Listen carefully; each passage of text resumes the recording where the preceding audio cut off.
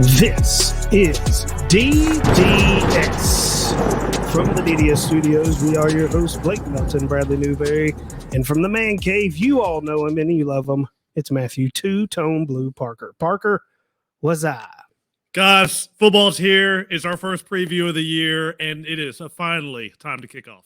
Yeah, prediction time, Blake. What are we doing today? Well, we're going to be venturing out a little bit. We're going to go out on a limb here a little bit. We're SEC guys mostly here, but hey, we're not going to discriminate this year. We know that we got a lot of Big Ten fans out there, and we are going to do a Big Ten West prediction show today for the year of our Lord, 2022. And thank you guys for clicking, watching. Absolutely. Tell them what they need to do. They're already here. Absolutely. Hey, while you're here, go ahead. It's quick. It's easy. It's free. Go down below. Click like and subscribe for us on YouTube. Give us a rumble on Rumble. Check us out on all of our social media. That is TikTok, Twitter, Facebook, and Instagram at DDS Sportstalk.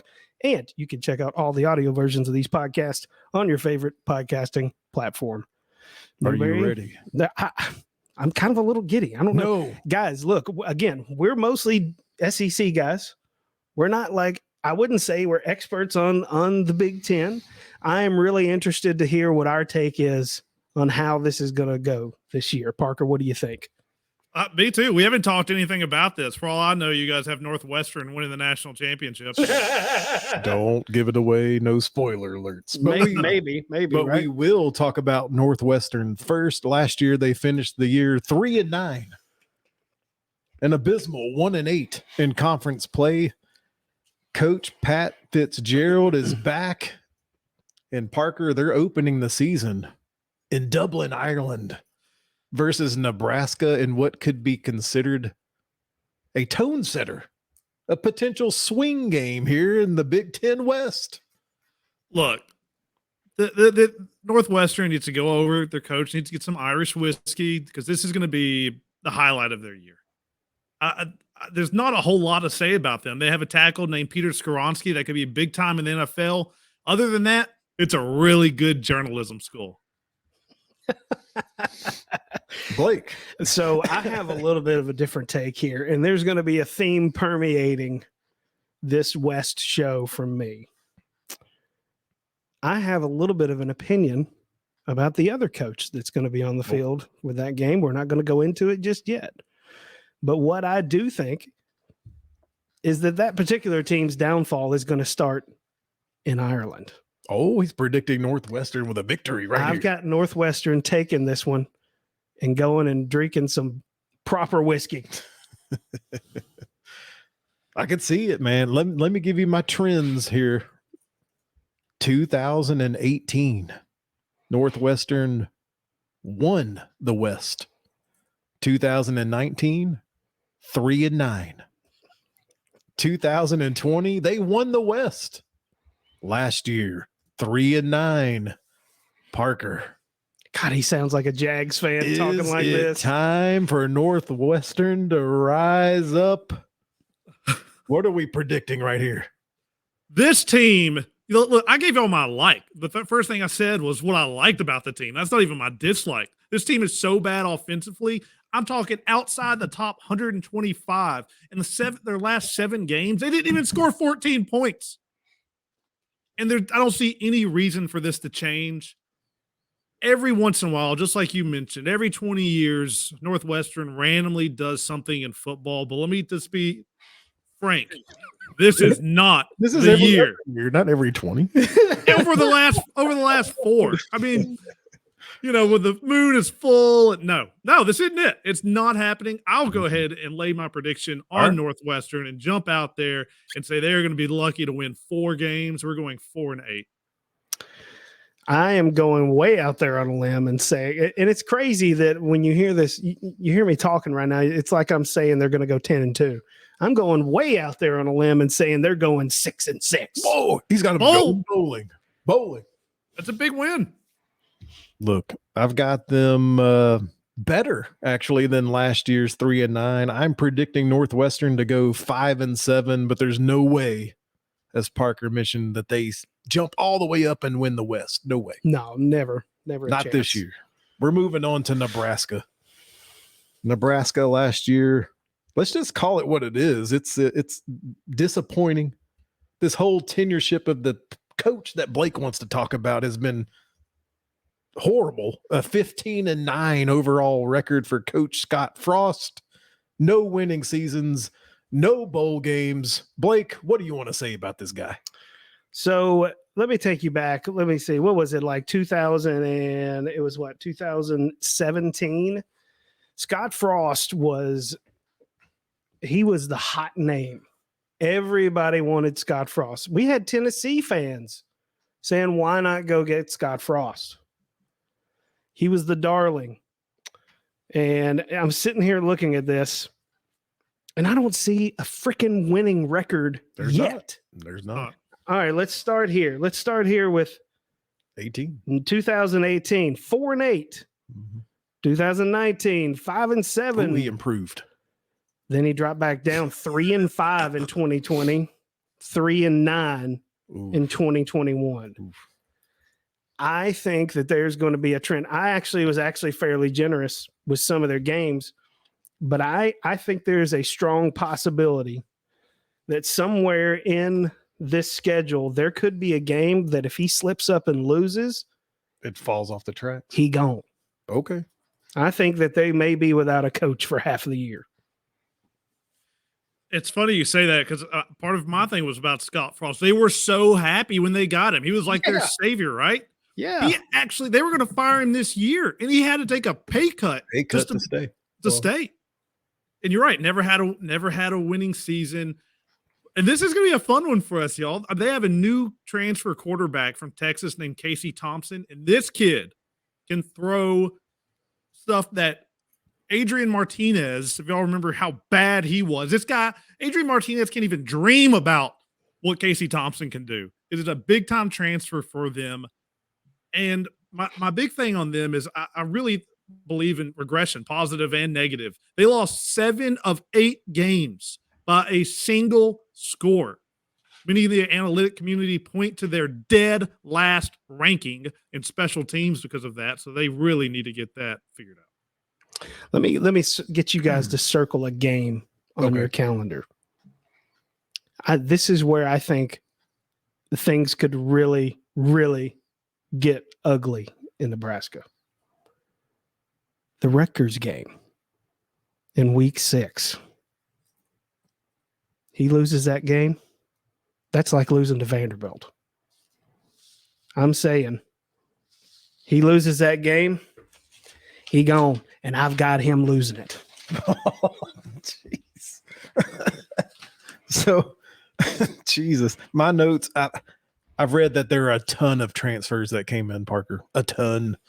Their offense was okay. Pitt offensive coordinator Whipple comes in, bringing in some fresh ideas. The analytics say for the 2022 season, they are projected and to be the favorites in 10 games this year. Yep. They're projected to be the favorites by the Vegas. Now wait a second. Are those projections from the research schools that are heavily laden in the already. Big Ten? Which, by the way, the Big Ten is not the fucking Big Ten. It's the Big 14. I will be referring to it from henceforth as the Big 14. I'm just going by the Vegas, Parker. Predicted to be favored in 10 games. They are. That tells you a lot about some of these other teams that are in the Big Ten that they're going to be playing, to be honest with you. And I'm excited to get to the prediction on this because I think for the first time since we've been doing these podcasts, I'm going to have a Big Ten school that likes me. Whoa. All right. Here, I'll go first. Okay. I'll go first because I dare not. I love to stay with the trends. So I dare not say there's a winning season here because there's never been one. I'm going Nebraska 5-7 as my prediction. I'm going totally milquetoast here. I was very generous because I think they will lose Scott Frost in week 6 when they lose to Rutgers, and then they will rally to win 3 more games and go 6-6. I believe in this quarterback they're getting. I believe the regression of 7-8 can't happen. And their first game is where y'all told me already. Where's it at? Dublin, Ireland. And it starts with the luck of the Irish. They're almost the opposite of Iowa. Instead of getting all this crazy good luck, they get all the bad luck. Nebraska could be a worse team this year and win twice as many games as they did last year. 8-4. 8-4. Woo! I could see it. Man, everybody, all the Cornhuskers love Parker right now. I did find it interesting that they're going to be favored in 10 games, though. Vegas usually knows something. They It's don't all build those. It's all those research schools. That's what it is. They don't build those buildings out of hopes and dreams. Moving on to Illinois. Last year, they finished 5-7 overall, behind first-year coach Brett Bielema, 4-5 in conference play. In 1 year, was he able to make a full culture shift? Maybe. I mean, I think the foundations are there. This second year will be tough because I've read in my research that there is some turnover. So in a culture build, you'd like to have more players come back to be able to help coach continue on with the culture that he did in year one. They had some impressive wins, Parker. They beat Nebraska. They won at Penn State. They won at Minnesota. So, I mean, some good building blocks. What do we think about their first year leading into this one? Yeah, you stole the words right out of my mouth. All in Brett Bielema's first year, they jumped up and bit some people they weren't expected. 2 of those wins were top 20 wins. I mean, they didn't have a lot of wins, as you alluded to, but maybe he has them headed in the right direction. I mean, he's got some history with that. So I kind of actually like where they're going, which is weird to say about Illinois, anything outside of basketball, right? Yeah, I mean, I really like Brett Bielema. I think he's kind of a hard-nosed guy. I think he plays a really kind of a ground and pound offense. I mean, unfortunately, in this, there's a theme that we've noticed in our research about these two divisions within this conference. There's the offensive side, which is not this division, and then there's the defensive side. That's this division. They don't really play offense, quite frankly. They play really good defense. And Brett Bielema's teams like to get big old boys to push them up front and run that ball. And I think that if he can get that going there, I think it'll be it's what he did at Arkansas.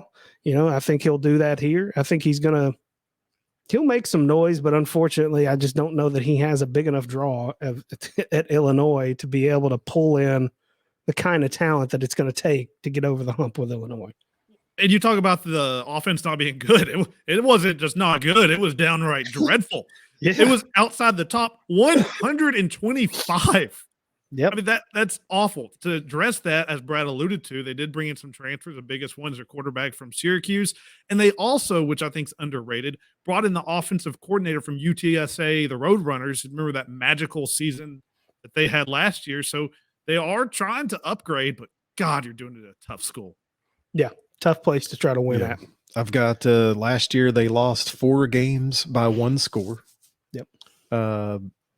They need more scoring. So both what you guys are talking about, Barry Lunny, if I pronounce his name right, Barry Lunny Jr. from UTSA is coming in with the attack style offense this year. One of their running backs had over 1,000 yards. They have wide receivers in place. The big question mark is defense. Are they going to be able to stop anyone? Something. I just think with the whole culture shift and not as many players coming back that coach would want, I gave them the same record, guys. I gave them 5-7. You know, I did the exact same thing. I gave them a 5-7 record. I think that it's not going to be any kind of indication of the job that Brett Bielema is doing. I just think it's going to be tough sledding up there in Illinois. If they were in the East, I would have a different probably pick on this, but I think I'm going to go. Man, I just back and forth in my head. I see what I have written down here, but I'm going to go 6-6. Okay, give them the bowl. Okay, I'm going to give them the bowl. I went back and forth on 5-7 and 6-6, and I think their win total is 5.5 from Vegas. So we're either right side of there that. at it then. Is it just me, or is this division in this conference just full of 6-6 teams? Wait, we'll see. I mean, but that's kind of their speed. It feels like. I don't know. We'll see. We'll definitely see. You We're put gonna them in the move other on. one, and I make them win like 3 games. That's right. Exactly. That's damn right. Exactly. But still, thank you for joining us here with the Big Ten West prediction show. We're moving on to Purdue. Purdue last year finished 9-4, 6-3 in conference play. They finished their season right here in Middle Tennessee, in Nashville, Tennessee, the Music City Bowl. They are the Music City Bowl champs, beating the UT Vols in what may be a questionable final play. Yep. Do they build on this, Blake, or was it just a 1 year? They had some things kind of fall in their place in their favor. I mean, they could have been a little bit of both, but I do think Jeff Brom's probably the real deal as a coach. It seems to me like he has a pretty good idea of what to do on offense to be able to beat teams that maybe he shouldn't beat. It sounds like they have some offensive linemen that are coming back, right? They have a pretty good amount of their O-line seems to be good.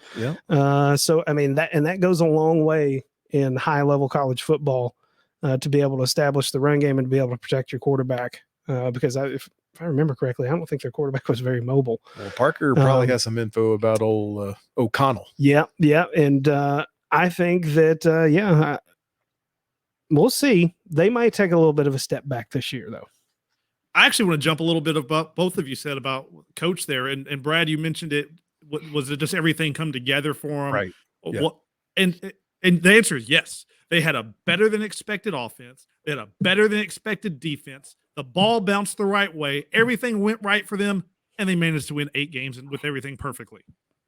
Mm-hmm. Before this season, the coach had won 18 games in 4 years. This year, they've lost their best offensive lineman. They've lost their best defensive lineman, both of them to the draft. And although that has happened, I still like their defensive line. They are good in the secondary. It's weird to say about you think Purdue, you think Breeze, and throwing it around still. But this is going to be one of the best defenses in the Big Ten. The offense, I cannot say that with any type of certainty.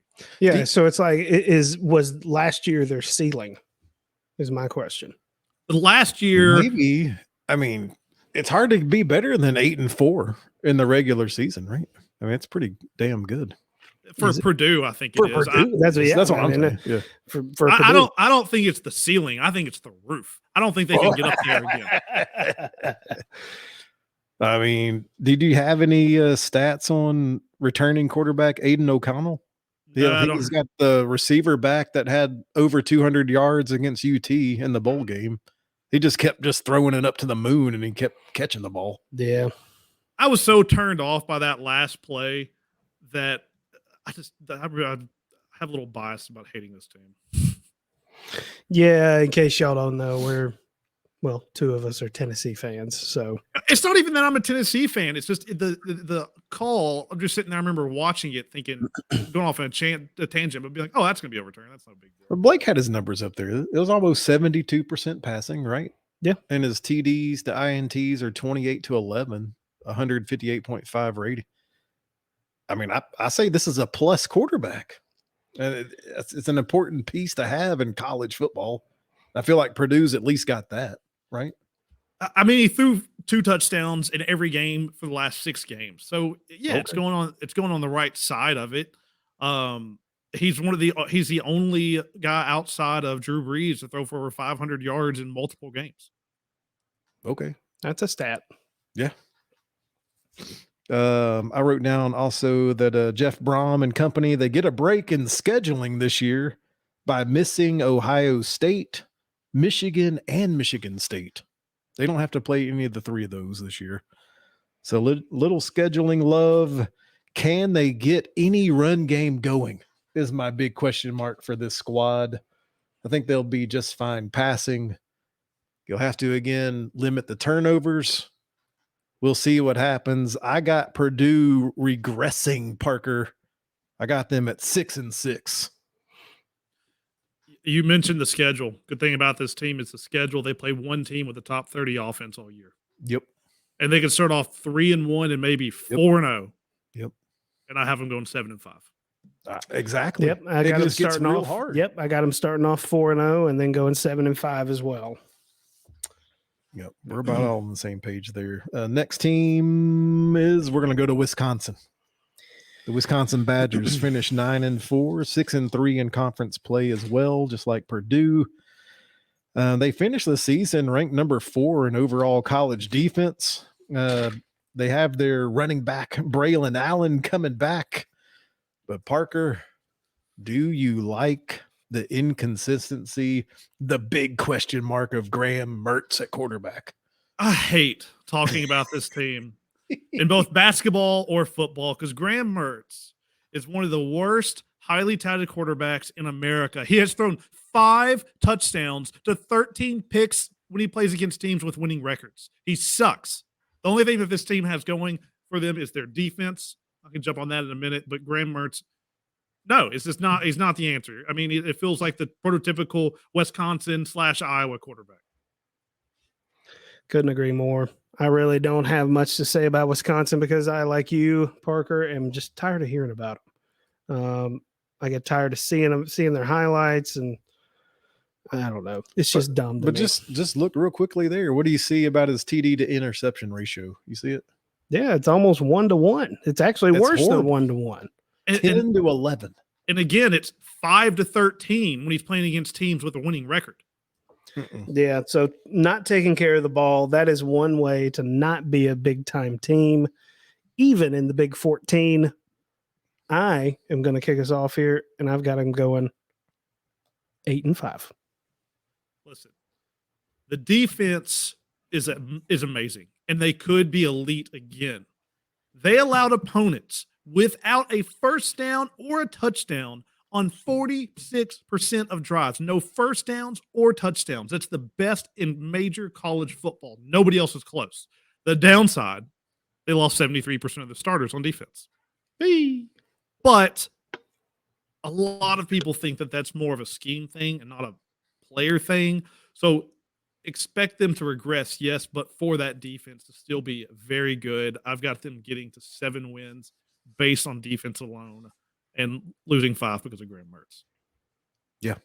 Based on defense, I love defense. I like that.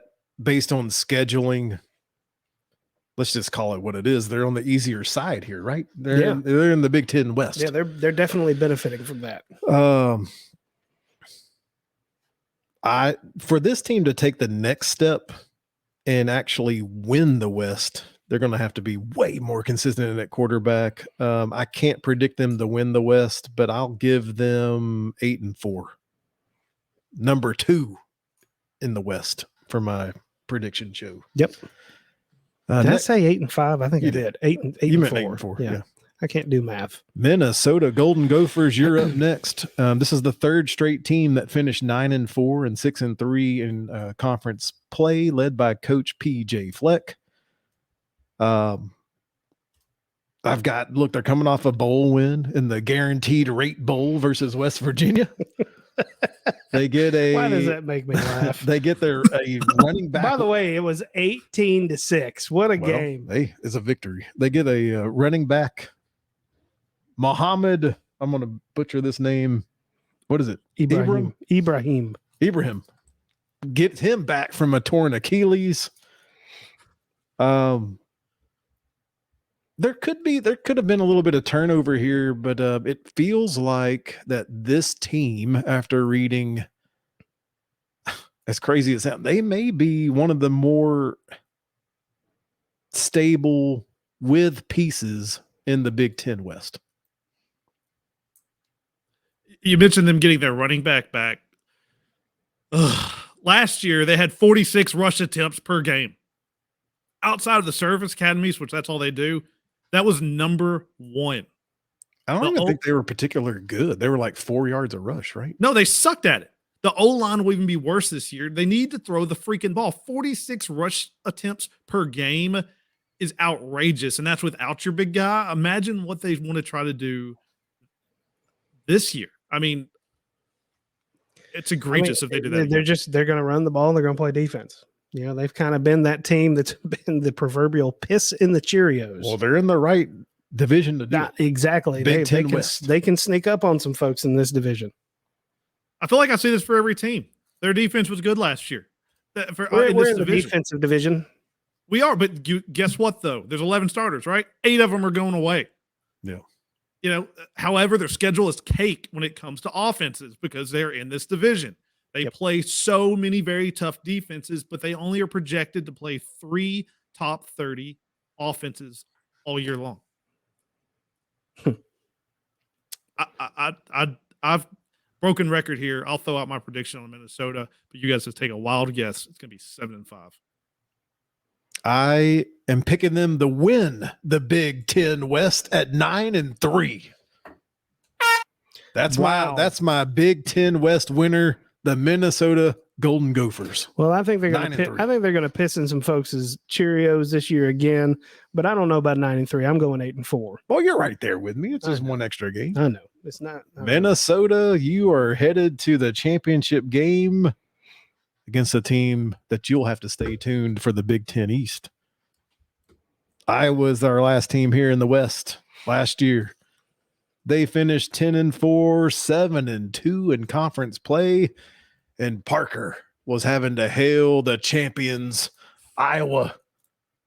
What do you think, man? The defense, number 13, but their offense, one of the worst.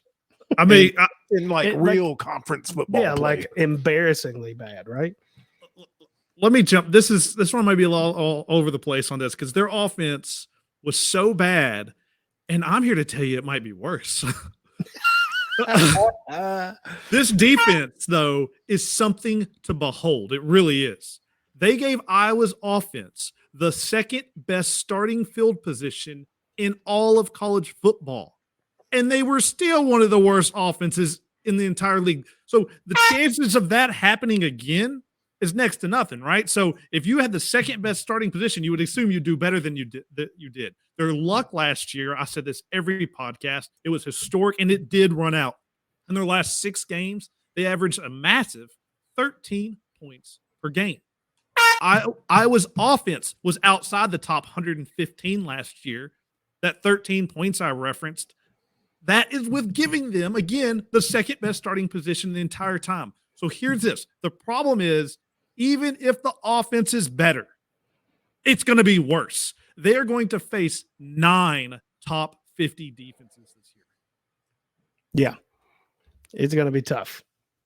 And Blake, they've lost some key players here. They lost their running back. They've lost their center, Tyler Lindenbaum. Both quarterbacks are back, which Parker says that's a negative. I mean, that's not even something positive. The defense forced 31 turnovers last year, which is amazing. Can it happen again? Probably not, but I think that defense will still be stout.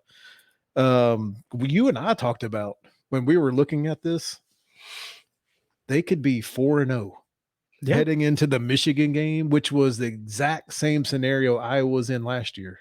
Remember? 4-0. They hosted the big game, and Iowa ended up winning.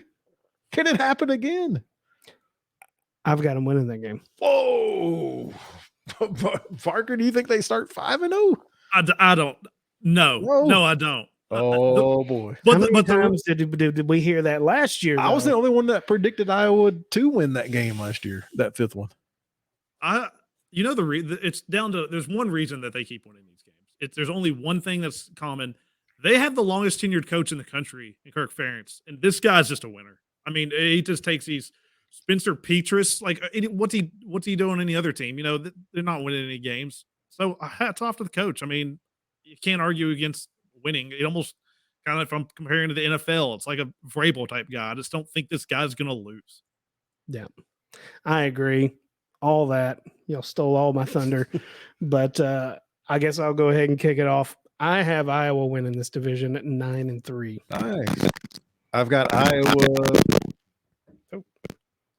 Iowa coming in 3rd place in the division at 7-5.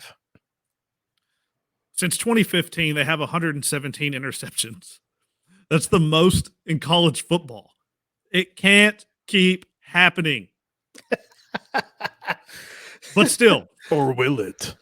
they win the division at 8-4. Whoa. There All it right. is. So we have Parker picking Iowa, Yep. Blake picking Iowa, and yours truly, Brad, picking Minnesota That is to win the correct. Big Ten West. I got a tiebreaker with Nebraska, but it doesn't matter. That's a show. Yeah, it is. And I also think that Scott Frost will be looking for a new job by the end of the year, but we'll see about that.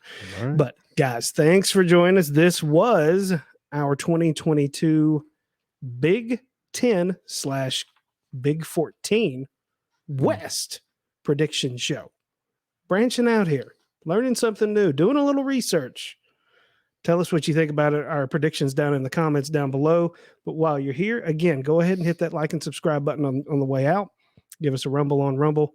Check us out on TikTok, Twitter, Facebook, and Instagram at DDS Sports Talk, and download all these audio versions of all the podcasts on your favorite podcasting platform. Gentlemen, final thoughts. If South Carolina was in this division, they'd win it by 2 games. B1G is not the SEC. Golly, those are really good ones. All I know is this, I can't figure out, is this the research division or is this the, never mind, we won't go into it, but I do know one thing though. It is two-tone blue all the way. You guys.